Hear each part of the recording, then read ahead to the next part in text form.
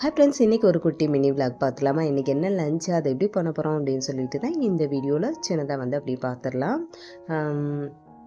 கொஞ்சமாக புளிச்சிற மீன் இருந்துச்சு. எப்பவும் குழம்பு பொரியல் அந்த மாதிரி தானே பண்ணுறோம். சரி, பசங்களுக்கு பிடிச்ச மாதிரி கொஞ்சம் டிஃப்ரெண்ட்டாக ட்ரை பண்ணலாம் அப்படின்னு சொல்லிட்டு இதில் வந்து கட்லெட்டாக தான் வந்து ரெடி பண்ணலான்னு சொல்லிட்டு ஃபஸ்ட்டு மீனை வந்து வேக வச்சாச்சு. அதுக்கப்புறம் குடமிளகா இருந்துச்சு, அது கூட வந்து உருளைக்கிழங்கு போட்டு பொரியல் பண்ணுவோம், நல்லாயிருக்கும். நான் வந்து கடுகு சீரகம் எல்லாம் தாளிச்சிட்டு கொஞ்சோண்டு தக்காளி கட் பண்ணி போட்டு, அதுக்கப்புறம் தக்காளி சேர்க்கலனாலும் பரவாயில்ல, வெங்காயமும் வதக்கிட்டு அதுக்கப்புறம் குடமிளகாய் கட் பண்ணி வச்சுருந்ததை போட்டு, அது கூடவே கொஞ்சமாக மஞ்சள் பூசணிக்காய் இருந்துச்சு, அதோட அதையும் சேர்த்து காரத்துக்கு தேவையான மிளகாத்தூளும் கொஞ்சம் உப்பும் சேர்த்து வேக வச்சாச்சு. அதுக்கப்புறம் கார்ன்ஃப்ளெக்ஸ் வந்து கொஞ்சம் நாள் ஆயிடுச்சு வாங்கி, அதை வந்து ஃப்ரை பண்ணி வச்சிட்டோம் அப்படின்னா பசங்க வந்து ஸ்நாக்ஸுக்கும் சாப்பிட்டுக்குருவாங்க. அதுக்கப்புறம் இந்த கட்லெட்டுக்கும் தேவைப்படுது, அதனால் அதையும் வந்து மொத்தமாக ஃப்ரை பண்ணி வச்சாச்சு.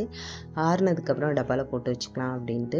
அதுக்கப்புறம் அந்த குடமிளகாவில் உள்ள விதை வந்து காய வச்சு முளைக்க போட்டால் முளைக்குமா, சரி ட்ரை பண்ணி பார்க்கலாமே, நான் அதையும் வந்து எடுத்து வச்சுருக்கேன், பார்க்கலாம் முளைக்குதா என்னன்ட்டு.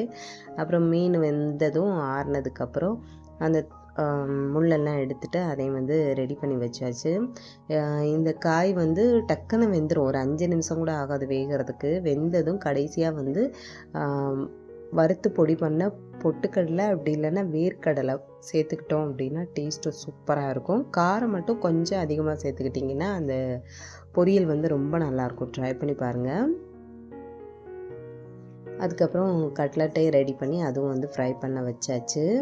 கட்லெட் ரெசிபி கண்டிப்பாக ட்ரை பண்ணி பாருங்கள். நான் வந்து எண்டு ஸ்க்ரீனில் கொடுக்குறேன் அதோட வீடியோ லிங்க்கு. அதுக்கப்புறம் என்னென்ன லஞ்சுன்னு பார்த்தீங்கன்னா, கட்லெட் ரெடி பண்ணியிருந்தேன். நான் சப்பாத்தி தான் இன்றைக்கி லஞ்சுக்கு, சாதம் வைக்கல. அப்புறம் அந்த பொரியல், அதுக்கப்புறம் முட்டை வேக வச்சது இருக்குது, அவ்வளோதான் லஞ்சு. வீடியோ பிடிச்சிருக்குன்னு நினைக்கிறேன். பிடிச்சிருந்தா லைக் பண்ணுங்கள், ஷேர் பண்ணுங்கள், மறக்காமல் நம்ம சேனலை சப்ஸ்கிரைப் பண்ணி வச்சுக்கோங்க.